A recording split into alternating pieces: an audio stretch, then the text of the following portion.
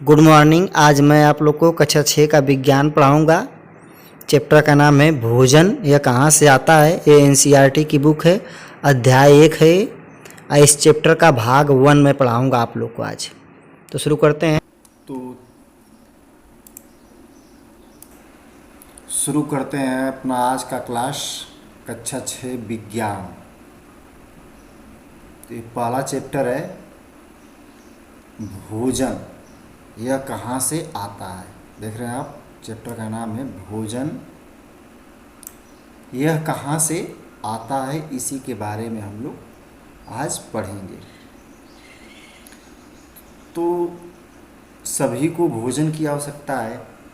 इस धरती पर जितने भी जीव हैं सबको उनका भोजन महत्वपूर्ण है। बिना भोजन का वो जिंदा नहीं रह सकते। अब हाँ, अलग अलग जीवों का अलग अलग प्रकार का भोजन है।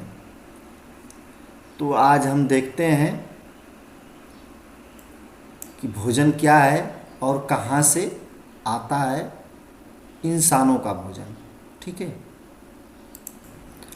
आज आपने अपने घर में क्या खाया था, पता लगाइए कि आपके दोस्त ने आज क्या खाया था। क्या आपने कल और आज एक ही प्रकार का आहार लिया। आहार देख रहे हैं, आहार भोजन को ही कहते हैं, ठीक। क्या यह सत्य है कि अलग अलग समय में हम भिन्न भिन्न प्रकार का आहार लेते हैं, अर्थात भोजन लेते हैं। हम अलग अलग समय पर भिन्न भिन्न प्रकार का भोजन लेते हैं, ठीक है।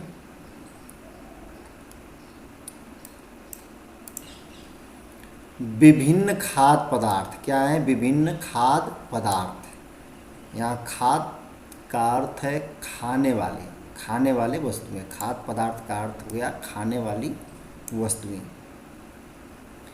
क्रियाकलाप में देखेंगे, विद्यालय में अपने दोस्तों से उन खाद्य पदार्थों की जानकारी प्राप्त कीजिए जो वे पूरे दिन में खाते हैं। जो तुम्हारे दोस्त हैं जो वे खाते हैं, उन खाद्य पदार्थों के बारे में जानकारी प्राप्त कीजिए, ठीक है। यदि वे विभिन्न राज्यों के रहने वाले हों तो उनसे भी यह जानकारी प्राप्त करने का प्रयास कीजिए कि अपनी नोटबुक, ठीक है, और जो अलग अलग प्रदेश के हैं, अलग अलग स्थान के हैं, तो उनसे भी यह जानकारी प्राप्त कीजिए कि वे क्या क्या भोजन ग्रहण करते हैं और उसे अपने नोटबुक में नोट करें।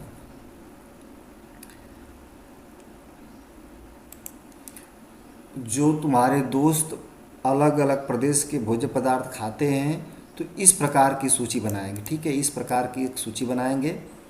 यहाँ पे देख रहे हैं, विद्यार्थी या दोस्त का नाम एक तरफ, अब पूरे दिन में खाए गए खाद्य पदार्थ, उसने पूरे दिन में क्या क्या खाद्य पदार्थ खाया या क्या क्या भोजन खाया, और जैसे सुबह में क्या खाया, दोपहर में क्या खाया, शाम में क्या खाया, तो उसकी इस प्रकार से सूची बनाकर नोट करेंगे। एक कॉलम बनाएंगे, विद्यार्थी या दोस्त का नाम लिखेंगे एक तरफ, दूसरी तरफ पूरे दिन में खाए गए पदार्थ जो उसने खाया, ठीक। यहाँ पे आप देख ही रहे हैं कि अलग अलग प्रकार के भोज्य पदार्थ हैं। यहाँ पे देखिए, ठीक, इडली सांभर है, चटनी है, तो यह अलग स्टेट या अलग राज्य का एक भोज्य पदार्थ है, ठीक। यह आप पाएंगे कि ये दक्षिण भारत का भोज्य पदार्थ है, ठीक।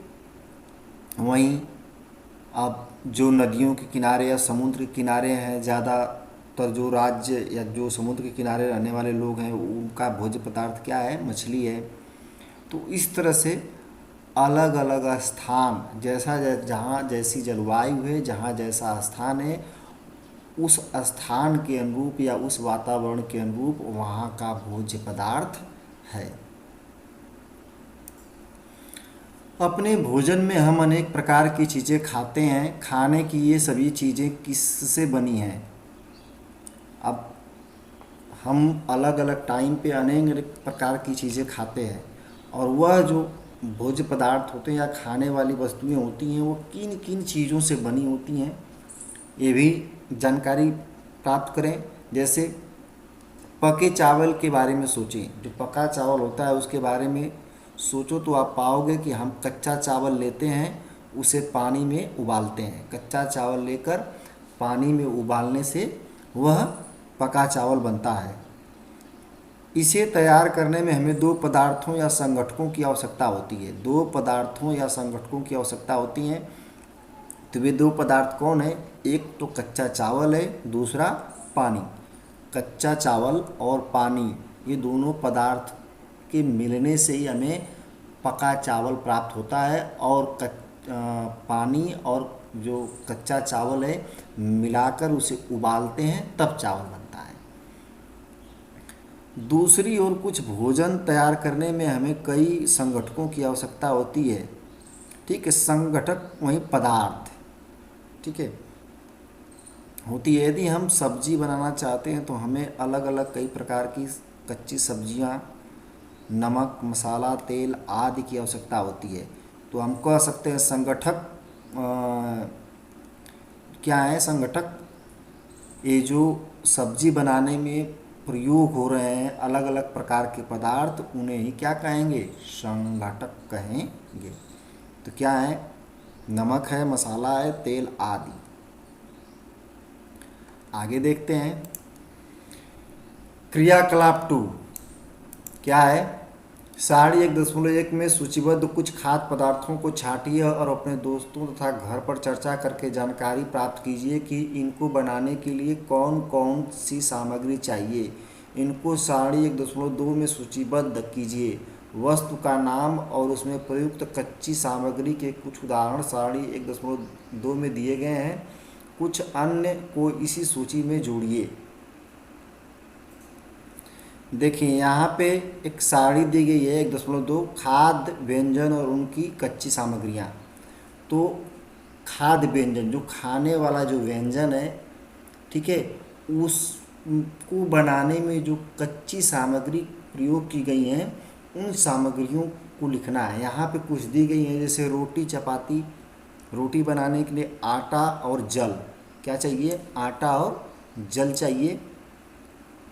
तब वह जल में आटा गूँथा जाता है, इसके बाद फिर उसे उसकी सेकाई की जाती है, तब बनती है क्या? रोटी। उसी तरह दाल बनाने के लिए क्या क्या चाहिए? कच्ची दाल, जल, नमक, तेल, घी, मसाले, इतनी चीज़ें चाहिए। तो ये सामग्री हो गई। दाल बनाने की ये सामग्री हैं और रोटी बनाने की ये सामग्री इधर है। तो ये सूची बनाई गई है। पदार्थ का नाम, खाद्य पदार्थ का नाम नीचे लिखना है। फिर इसी तरह जैसे लिखा गया है यहाँ पे देख रहे हैं।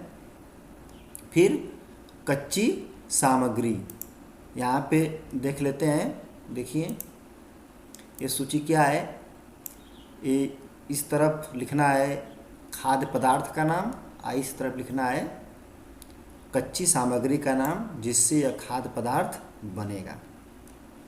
तो ये कॉलम खाली है, और कॉलम बढ़ा लेंगे। ऐसे ही कॉलम बनाना है तो आप लोग कम से कम 5 खाद्य पदार्थों का नाम लिखना है और उसको बनाने में कच्ची सामग्री जो प्रयोग की गई जाएगी उसका नाम लिखना है इधर। हमने क्या देखा? कक्षा में चर्चा कीजिए कि क्या हम विभिन्न व्यंजनों में कुछ संगठक समान रूप से प्रयुक्त करते हैं। अच्छा, ये संगठक कहाँ से आते हैं? वहीं जो हम व्यंजनों में जो संगठक प्रयोग कर रहे हैं व्यंजन को बनाने के लिए, वे कहाँ से आते हैं उनके बारे में पता करना है। तो खाद्य सामग्री, देखिए यहाँ पे खाद्य सामग्री एवं उनके स्रोत, खाद्य सामग्री और उनके स्रोत कहाँ से आते हैं, वो खाद्य सामग्री कैसे बनते हैं उनके बारे में जानेंगे। तो यहाँ पे देखिए साड़ी 1.2 में क्या है?